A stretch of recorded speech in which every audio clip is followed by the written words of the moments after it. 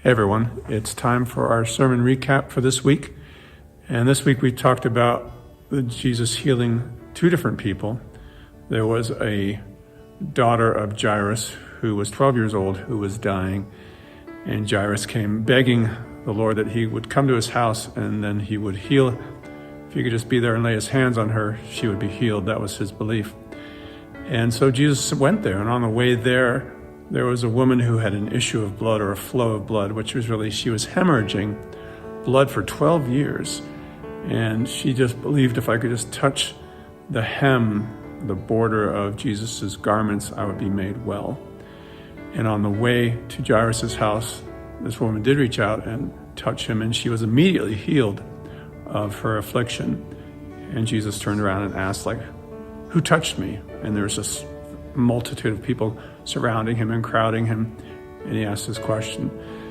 But power had gone out from him, and he knew it, and it had healed her. And he said because of her faith, she was made well. And then he finally gets to Jairus' house, and turns out that the daughter had died, and people said, don't trouble the teacher anymore.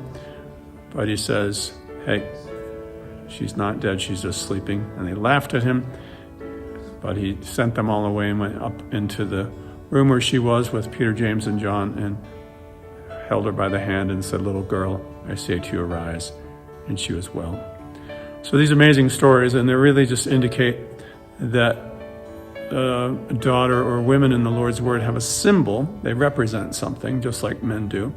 But in this case, women represent our affection, our love for what's true. And when we're in love with the truth, we want to learn it. We want to embrace it, and we want to know more about it.